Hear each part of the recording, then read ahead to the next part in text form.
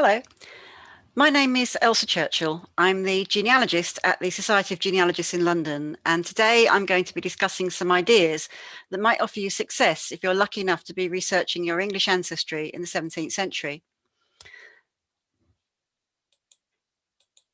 Whoops. Success in genealogy means understanding not only the records and sources for your period of interest, but the history of the people and the communities in which they lived.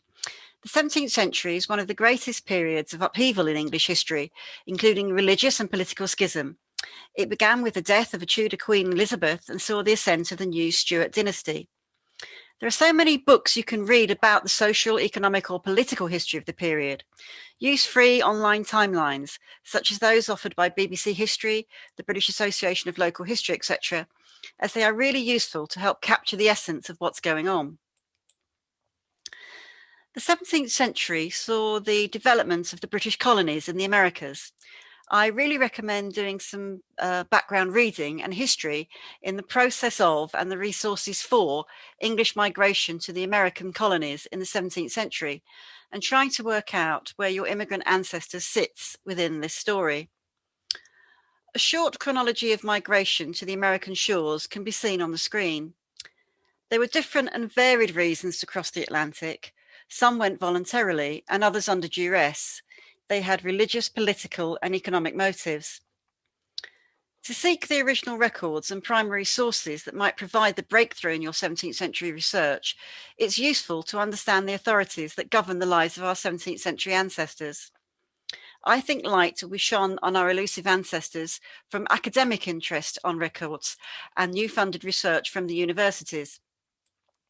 Our ancestors lived in parishes with parish registers and records generated by the vestry and parish official, the incumbents of the parish, the vicar, the parish clerk, the overseers of the poor, the church wardens and parish constables.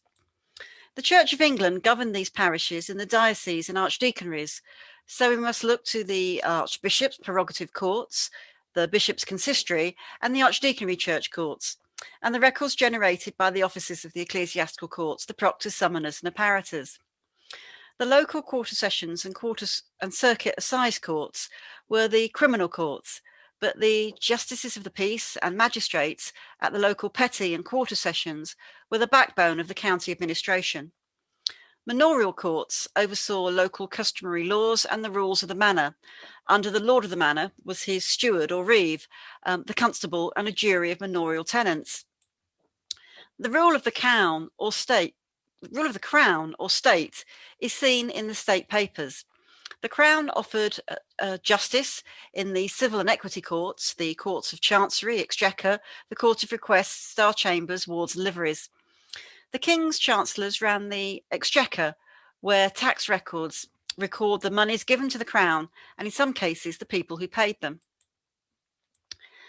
In the parish registers record christenings, marriages, and burials from 1538 in England and Wales, and these are the most important genealogical sources for the period.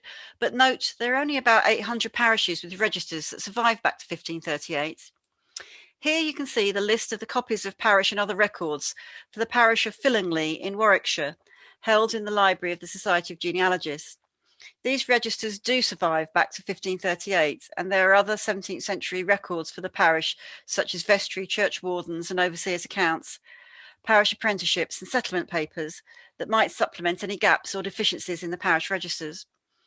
Note that while the parish registers of christenings, marriages, and burials are indexed with images on ancestry, the other records are not indexed by name and can only be viewed at the local record office through the FamilySearch library catalogue or a FamilySearch affiliate library, such as the Society of Genealogists. There was significant disruption to parish registers for the period leading up to and during the civil wars and the subsequent Commonwealth interregnum, i.e. the generation from 1640 to 1660, known colloquially by genealogists as the Commonwealth Gap. Civil wars are not good for records, as we can see by these comments noted in registers for Reading in Berkshire, where it says, "Confused times of war occasion some confusion in the register."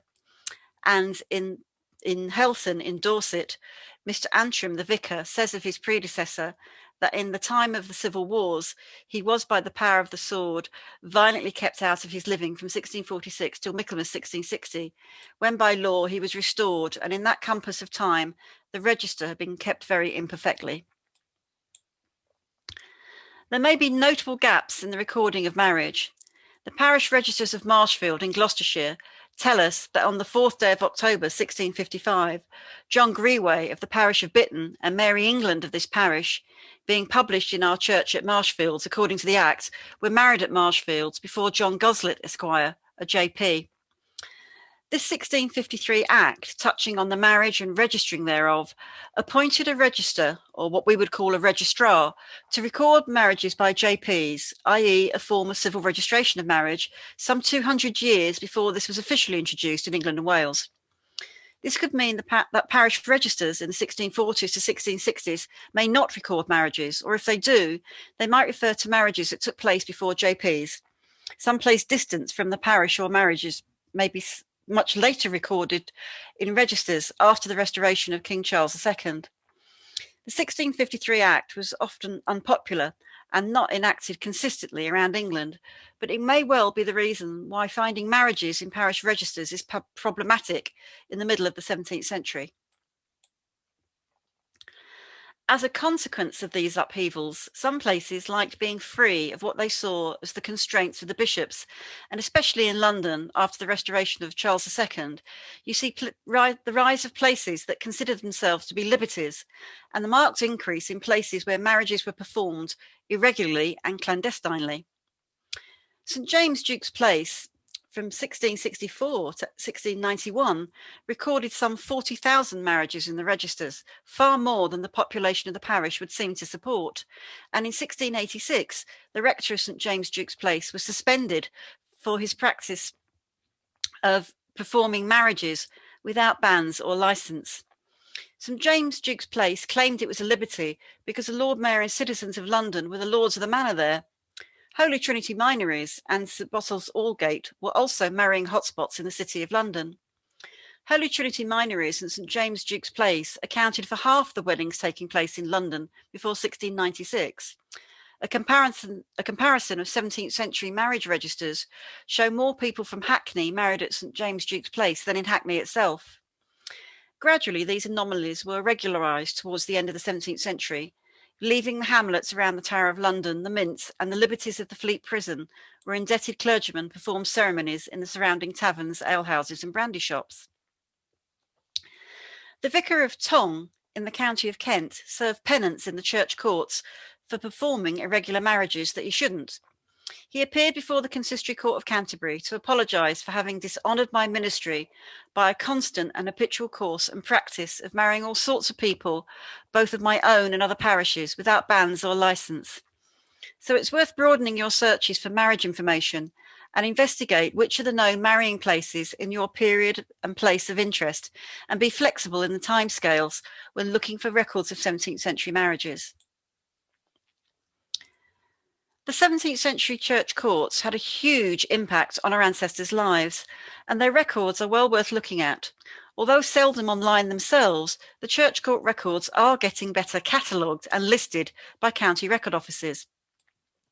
The church courts dealt with varied cases and matters, in short office matters brought by church officials, or longer instance cases where parties were in dispute.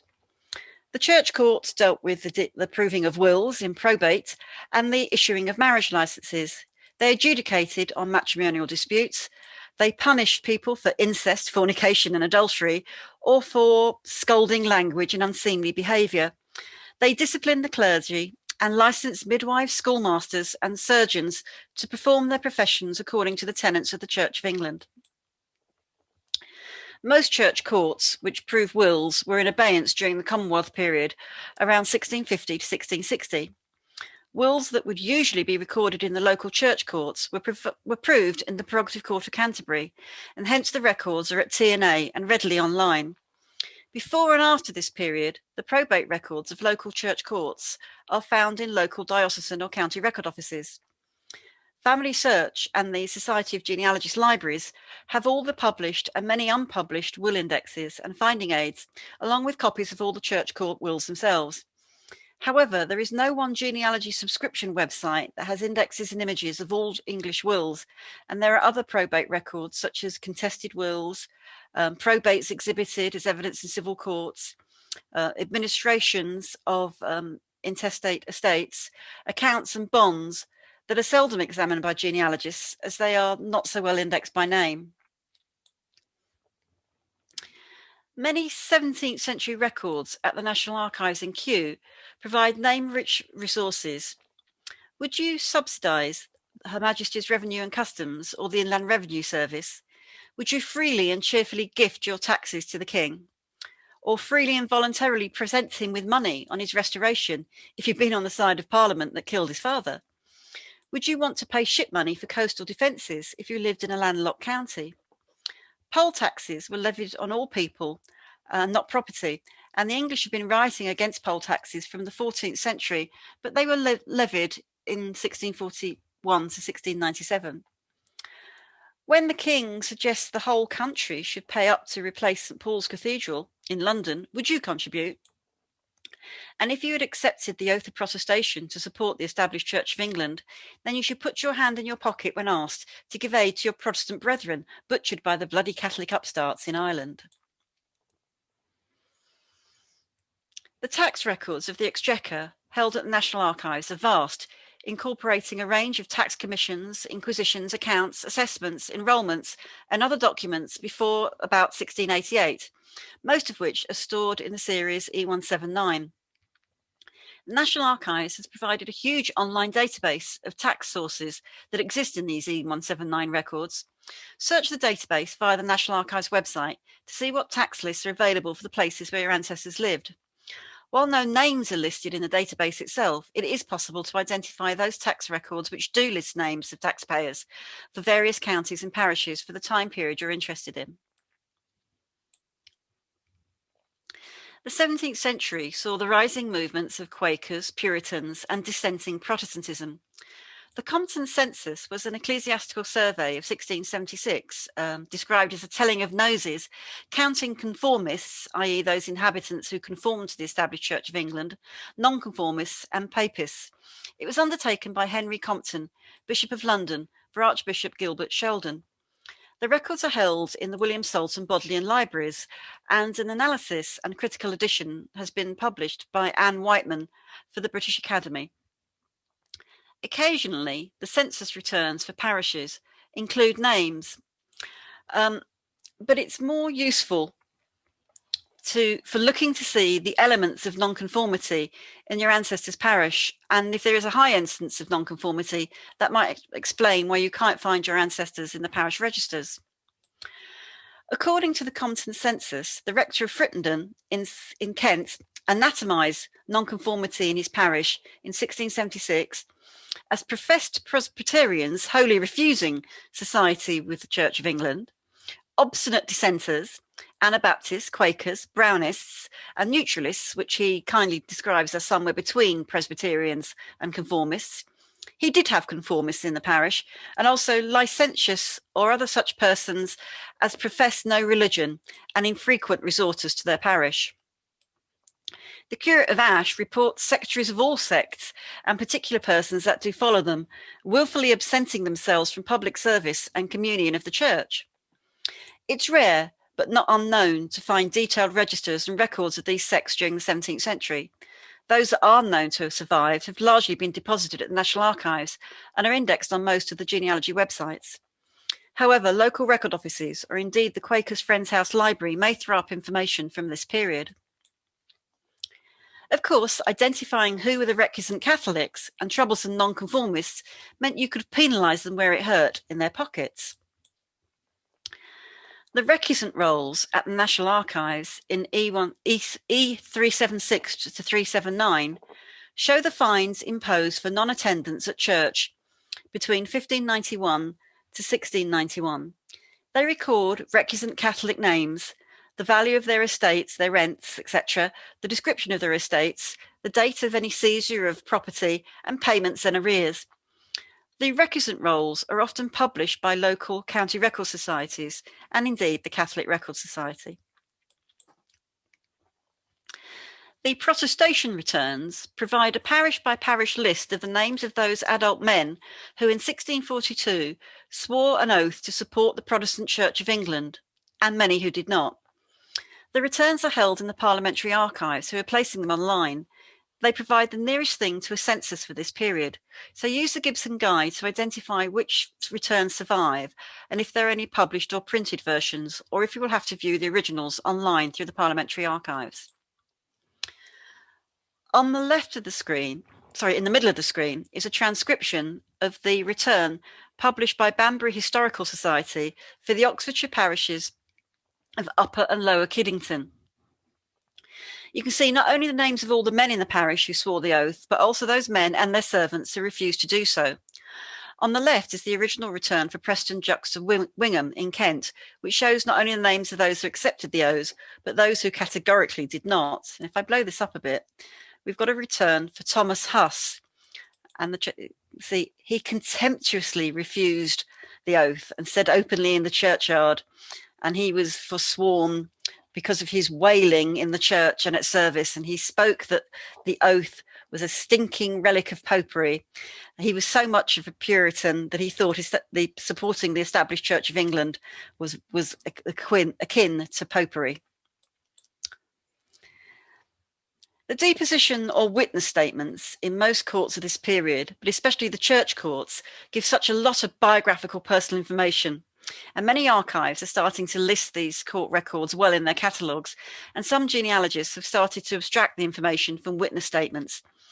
The deponents or witnesses in the courts invariably give their ages, where they were born and where they live.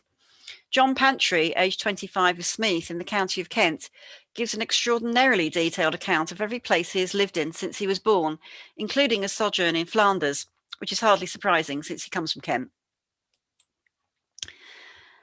Justices of the peace, acting in the quarter and petty sessions, form the backbone of local government, dealing with all manner of things from rights of way to the prosecution of criminals. They adjudicated on the administration of the Old Poor Law to ensure that the rights of persons were charged with looking after their bastard children, or to ensure the parishes were indemnified for the care of the child. JPs would hear petitions from the local people and adjudicate on all sorts of matters, from apprentice disputes to making sure the local poor had suitable housing. The quarter sessions manage the pensions and support of former soldiers. The online Civil War Petitions Index is one way of finding the names and voices of people who were caught up in the upheavals of the English Civil War and who claimed pensions and compensation via the quarter sessions, first from Parliament and later the restored monarch. And this resource is going to be vital for filling the void in records of the mid-17th century when all counties are added to it. British History Online, which is a website created by the Institute for Historical Research, is a very good place to start, as it's beginning to include information about many local petitions from quarter sessions not related to the Civil War. And in future, abstracted 17th century petitions from other courts will be published on this website. Petitions weren't only made to magistrates, it's a very 17th century thing, and you'll find other petitions made to local civil dignitaries in a town, such as mayors and aldermen, etc., petitions to the Crown and to Parliament, and indeed even to local parish overseers. And as these petitions become better examined by academic research and listed, catalogued and indexed, they'll throw much more light on individuals from the 17th century. Now, the English taught our American cousins everything they know about civil litigation. And while many of you will be aware of the vast amount of potential information to be drawn out of cases in Chancery, there is even more to be found in the other civil courts with records at the National Archives, which sadly aren't so well indexed by name, but this is improving. More and more is being catalogued by name onto TNA's Discovery online catalogue, and it's well worth entering names and searching for Chancery cases cited in the catalogue. Do regularly revisit the TNA Discovery catalogue, as more and more detailed cataloguing of Chancery and other court records is being undertaken, often down to detailed name level. National Archives online research guides are essential first steps in your research into these records. In fact, there are lots of chancery cases for the reign of Charles I indexed on the Find My Past website, so this is also worth a look. Now, most of your rural ancestors would have lived in the estates owned under manorial tenure with local manorial courts. Manorial Documents Register at TNA lists what manorial records can be found in the counties of England and Wales. Most are held in local record offices, but because an estate's landowner may have owned property in many counties, manor court documents, rentals, and estate records, which might name the tenants of the estate, might not be in the record office that you expect. The Manorial Documents Register can be accessed through the National Archives website. It's fair to say that landed and property owning classes are well documented in the 17th century. Here we see that Ormerod's History of Cheshire has drawn upon the Herald's Visitation of Cheshire for this published pedigree of the Minishall family of Erdwick's Hall, which is 7 generations to the 1660s. Heralds from the College of Arms visited each county roughly every 30 years or so, compiling pedigrees of those men who owned coats of arms, and there are many family trees of landowning and gentry families from the 17th century. The official records are at the College of Arms, but many county visitation pedigrees have been published by the Harleian Society. When researching your 17th century ancestry, do ask yourselves always the vital questions: who, when, where, what. Who are the people you're dealing with? Do you know their names, the names of other family members? Do you know their status in life? And of course, be flexible with the spelling of their names. The time period you're researching is essential, as that will affect the records and resources that are appropriate for your research in this century. Most records are associated with places, so try to establish which parish or manor, which hundred or county you're working in. Know your place and know the appropriate record office. Most of the local records are not online. Make sure you've got a map with you. What are you looking for? Be focused and understand the context of records. I wish you luck in researching your 17th century ancestors. It's a fascinating time period. Any breakthrough towards new discoveries in the 17th century will come from greater access to previously uncatalogued and/or unindexed sources, such as chancery or other equity courts, tax records, manorial and ecclesiastical courts, as they become more readily available, listed, catalogued and indexed. Do make regular, repeated visits to the TNA Discovery online catalogue and revisit the online websites and catalogues of the appropriate local English County Record Office for your area. While many undoubtedly useful records exist, they are yet to be on the commercial websites, which means you need to be as persevering and as persistent and tenacious in your research as your 17th century ancestors were in their lives.